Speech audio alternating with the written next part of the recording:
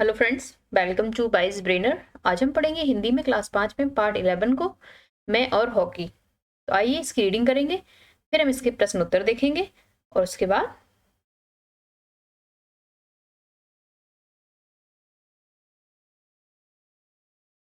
मैं और hockey. Hockey हमारे देश का राष्ट्रीय खेल है, दैट इज इम्पोर्टेंट। राष्ट्रीय खेल क्या है? हमारा हॉकी है। इस खेल की ओलंपिक प्रतियोगिताओं में भारत प्रायः विजयी होता आया है। अंतर्राष्ट्रीय प्रतिष्ठा प्राप्त हॉकी खिलाड़ी कुंवर दिग्विजय सिंह बाबू ने हेलसिंकी यानी फिनलैंड में हुए हॉकी मैच का संस्मरणात्मक परिचय दिया है। बहुत से लोगों का ऐसा विचार है कि खेल कूद में समय नष्ट होता है और स्वास्थ्य के लिए व्यायाम कर लिया जाए, यही काफी है। पर यह ठीक नहीं। खेलकूद से स्वास्थ्य तो बनता ही है, साथ साथ मनुष्य कुछ ऐसे गुण भी सीखता है जिनका जीवन में विशेष महत्व होता है और जो व्यायाम से नहीं प्राप्त हो सकते, जैसे घमंड न करना, हारने में साहस न छोड़ना, दूसरे से चोट लग जाए तो उसे सहन कर लेना, विशेष ध्येय के लिए नियम पूर्वक कार्य करना आदि। लोग सफलता न पाने पर साहस छोड़ बैठते हैं और दोबारा प्रयास नहीं करते, परंतु खिलाड़ी ऐसा नहीं करता। हार के बाद भी वह प्रयास करता रहता है कि हारी बाजी जीत लेता है। दृढ़ संकल्प द्वारा अपने देश की सेवा का मेरा स्वप्न उस दिन पूरा हुआ जिस दिन मैं हेलसिंकी यानी फिनलैंड के मैदान में अपनी हॉकी टीम को अंतर्राष्ट्रीय ओलंपिक में जिता सका। उस दिन के जन गण मन का मधुर वादन आज कई वर्ष के पश्चात भी मेरे कानों में गूंज रहा है। यूं तो खेल मेरे सारे कुटुंब को प्रिय है, परंतु यह कहना भी आवश्यक है कि मेरे पिता स्वर्गीय राय बहादुर रघुनाथ सिंह खेल में विशेष रुचि रखते थे। मेरे पास बहुत सी तस्वीरों के साथ एक तस्वीर 2.5 साल की उम्र की है जिसमें मैं हॉकी और बॉल लिए बैठा हूँ। मेरे खेल का प्रारंभ बाराबंकी में हुआ। मेरे बड़ों का कहना है कि कमाई का काफी पैसा मेरे घर के मोटरखाने का फाटक बनवाने में खर्च हुआ, क्योंकि वह हर महीने मेरी हॉकी की गेंद से टूटता था। कुछ ऐसी ही कहानी लखनऊ के कान्यकुब्ज कॉलेज में छात्रावास की दीवारें भी कहती हैं। मुझे ये आज तक ही ठीक से याद है कि जब मैं बाराबंकी से लखनऊ पढ़ने आया तो मेरे सामान में सबसे अधिक हॉकी स्टिक की महत्ता थी। अपने कॉलेज की टीम में खेलने का मुझे उसी साल सौभाग्य प्राप्त हुआ। सन 1936 में दिल्ली के एक टूर्नामेंट में खेलने गया जिसमें देश के सुप्रसिद्ध खिलाड़ी मोहम्मद हुसैन फुल बैक खेल रहे थे। उस दिन खेल पर मुझे एक सुंदर उपहार मिला। मेरा साहस और प्रयास बढ़ता गया। मेरी सदैव इच्छा होती रही कि किस प्रकार खेलूं कि जिससे इस खेल के सबसे उच्च स्तर पर पहुंच जाऊं। सन 1936 से 1940 में मुझको अपने प्रदेश की ओर से खेलने का सौभाग्य प्राप्त हुआ। सन 1946-47 में मुझको पहली बार भारत की टीम की ओर से खेलने का अवसर मिला। उस समय पाकिस्तान और भारत वर्ष का विभाजन नहीं हुआ था। सन 1947 में सुप्रसिद्ध खिलाड़ी ध्यानचंद्र के नेतृत्व में ईस्ट अफ्रीका गया और वहां स्थान स्थान पर कई मैच खेले और उनसे खेल के विषय में बहुत कुछ सीखा। द्वितीय महायुद्ध के पश्चात 1948 में मुझे लंदन में वर्ल्ड ओलंपिक में खेलने का सौभाग्य प्राप्त हुआ। इस खेल में पहली बार भारतवर्ष और इंग्लैंड दोनों ने अंतर्राष्ट्रीय हॉकी में भाग लिया। अब जब मैं यह लिख रहा हूं तो मुझे ठीक से याद है कि लाखों की भीड़ में भारतवर्ष के थोड़े से आदमियों ने किस तरह चीख चीख कर अपने देश का साहस बढ़ाया था। खेल के शुरू होने के थोड़ी देर बाद जब भारतवर्ष के खिलाड़ी अच्छा खेलने लगे और उन्होंने इंग्लैंड के ऊपर 2 गोल कर दिए तो अंग्रेज जनता भी भारतीय टीम की हर चाल की सराहना करने लगी। खेल समाप्त होने पर हम लोगों को वहां से निकलना में 2 घंटे से ऊपर का समय लगा। इतनी देर में वे लोग भारतीय टीम की प्रशंसा करते रहे और किसी ने हस्ताक्षर मांगे, किसी ने खाने पर तो किसी ने चाय पर आमंत्रित किया। सन 1952 में मेरी मनोकामना पूर्ण हुई। मेरे प्रयास और लगन से पुरस्कार मिला और मुझे भारतवर्ष की टीम का नेतृत्व करने का सहयोग मिला।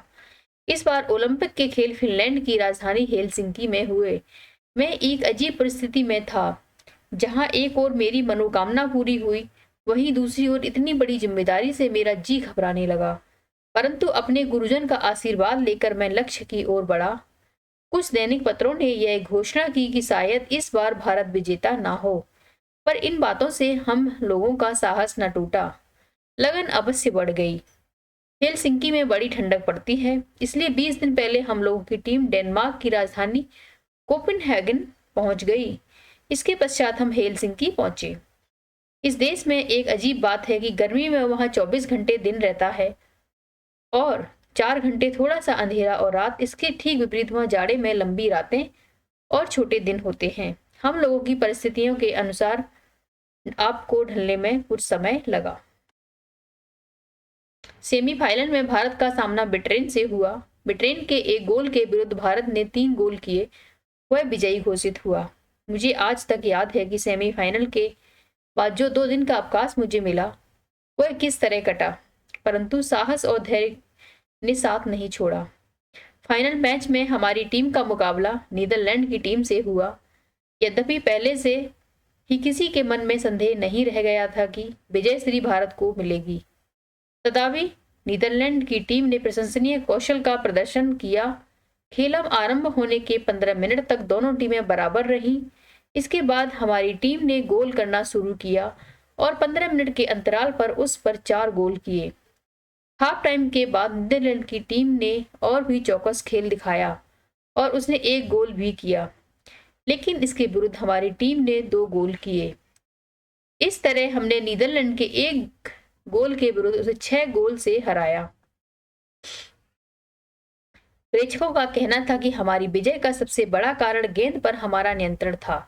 हमारे खिलाड़ी गेंद को बस में करके उसे केवल ड्रिबल करते या पास देने में ही दक्ष नहीं थे, बल्कि दूसरों से प्राप्त गेंद को भी बड़ी शीघ्रता और कुशलता से अपने नियंत्रण में कर लेते थे।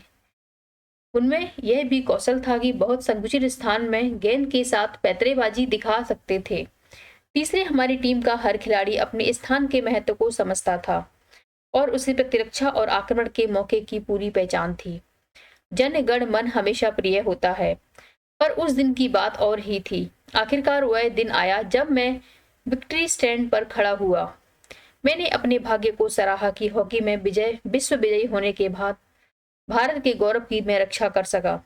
उस दिन मुझे यह विश्वास हो गया कि मनुष्य अपना धैर्य और साहस न छोड़े और निरंतर प्रयास करता रहे तो वह अपने लक्ष्य को प्राप्त कर सकता है। स्वदेश लौटने पर मुझे पद्मश्री की उपाधि मिली, जिसे मैं अपने जीवन की अमूल्य निधि मानता हूँ। तो ये जो है हमारे प्रसिद्ध दिग्विजय सिंह अपनी कहानी के बता रहे थे, जिसको हमने पढ़ा। अब प्रश्न उत्तर पे आ जाते हैं। वर्ड मीनिंग है पहले, ध्येय लक्ष्य या उद्देश्य होता है। नियंत्रण यश में रखना। अंतरराष्ट्रीय संपूर्ण विश्व का। दृढ़ संकल्प यानी पक्का निश्चय। व्यवधान यानी बाधा।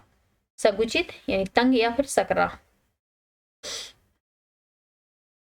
पहला प्रश्न है, पाठ में खेलकूद के क्या क्या लाभ बताए गए हैं? तो खेलकूद से स्वास्थ्य सही रहने के साथ साथ अन्य गुण भी मनुष्य सीखता है, जैसे घमंड ना करना, हारने में साहस ना छोड़ना, दूसरे से चोट लग जाए तो सहन कर लेना, नियम पूर्वक कार्य करना आदि। लेखक का स्वप्न कब पूरा हुआ? तो उत्तर है हेलसिंकी यानी फिनलैंड के मैदान में अपनी हॉकी टीम को अंतर्राष्ट्रीय ओलंपिक में जीत दिलाकर लेखक का सपना पूरा हुआ। जनगण मन हमेशा प्रिय होता है, लेकिन उस दिन की बात और ही थी। लेखक ने ऐसा क्यों लिखा? तो इसका उत्तर लिखेंगे, लेखक ने जब विक्ट्री स्टैंड पर खड़ा हुआ तो उसने अपने भाग्य को सराहा कि हॉकी में विश्व विजयी होने के बाद भारत के गौरव की वह रक्षा कर सका, इसलिए लेखक ने ऐसा लिखा। लक्ष्य को प्राप्त करने के लिए क्या होना आवश्यक है?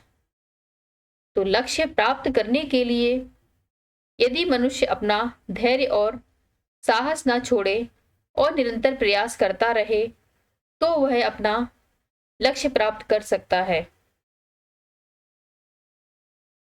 अब तुम्हारी कलम से, आपको कौन सा खेल पसंद है? यह खेल ही क्यों पसंद है? इस खेल को कैसे खेला जाता है? इस खेल को कितने लोग एक साथ खेलते हैं? तो मेरे प्यारे बच्चों स्वयं करें। अगर आपको क्रिकेट है तो लिखेंगे मुझे क्रिकेट पसंद है, क्योंकि क्रिकेट में मुझे बैटिंग पसंद है। इस खेल को कैसे खेला जाता है वो लिखेंगे, कितने लोग एक साथ खेल सकते हैं वो लिखेंगे। ठीक है। प्रश्न नंबर 3 है, सोहिनी ने अखबार को जैसे ही खोला उसमें एक कागज नीचे गिरा। सोहिनी ने उसे उठाया और पढ़ने लगी। आप भी पढ़िए इस कागज पर क्या लिखा था। तृतीय स्वर्गीय चंद्रिका देवी स्मृति क्रिकेट टूर्नामेंट। समय प्रातः 8 बजे। दिनांक 15 नवंबर 2023। स्थान स्पोर्ट्स स्टेडियम ठाकुर द्वारा मुरादाबाद। आपको यह जानकर अपार हर्ष होगा कि पिछले वर्ष की भांति इस बार भी स्वर्गीय चंद्रिका देवी की स्मृति में क्रिकेट टूर्नामेंट का आयोजन ऊपर दिए गए कार्यक्रम के अनुसार किया जा रहा है। आपसे अनुरोध है कि भारी संख्या में उपस्थित होकर आयोजन की शोभा बढ़ाएं तथा खिलाड़ियों का उत्साहवर्धन करें। स्वागतोत्सव स्वर्गीय चंद्रिका देवी स्मृति क्रिकेट टूर्नामेंट आयोजन समिति ठाकुर द्वारा। अब उस पर कुछ प्रश्न हैं। अब जरा इन सवालों के उत्तर दीजिए। कागज में किस बारे में लिखा है? तो उत्तर लिखेंगे क्रिकेट टूर्नामेंट में शामिल होने का आमंत्रण पत्र है। दूसरा प्रश्न है, कागज पर लिखी सूचना को पढ़कर सोहिनी को क्या करना चाहिए? तो कागज पर लिखी सूचना को पढ़कर सोहिनी को कार्यक्रम में जाना चाहिए। आपने भी मैदान में अथवा टेलीविजन पर कोई ना कोई मैच देखा होगा। उस मैच के बारे में अपने अनुभव संक्षेप में बताइए। तो उत्तर लिखेंगे हाँ, मैंने टेलीविजन पर T20 विश्व कप मैच देखा है। उसमें भारत पाकिस्तान को हराकर विजयी बना था। नेक्स्ट क्वेश्चन है, अब करने की बारी। कुछ वर्ष पहले हॉकी पर आधारित एक हिंदी फिल्म आई थी, चक दे इंडिया। क्या आपने वह फिल्म देखी है? नहीं तो अपने माता पिता अथवा शिक्षक से अनुरोध कीजिए वह कंप्यूटर, प्रोजेक्टर या फिर अन्य किसी माध्यम से आपको फिल्म दिखाए। देखने के बाद फिल्म में किन किन खेलों की झलक देखने को मिली, फिल्म की कौन सी 2 घटनाएं आपको सबसे अच्छी लगी, फिल्म की कौन सी बातें आपके जीवन में उतारना चाहोगे। ठीक है, तो ये आपको से करने हैं। मेरे 2 प्रश्न, पाठ के आधार पर 2 सवाल बनाइए। तो पहला सवाल है, हेलसिंकी में ओलंपिक का आयोजन कब हुआ था? दूसरा सवाल बनाएंगे, हेलसिंकी ओलंपिक में हॉकी फाइनल में भारत का मुकाबला किस देश की टीम के साथ हुआ था? नेक्स्ट है इस पार्ट से होगा, मैंने सीखा, हार के बाद भी प्रयास ना छोड़ना, मैं करूंगी या मैं करूंगा, सफलता न मिलने पर साहस नहीं छोड़ूंगी या नहीं छोड़ूंगा।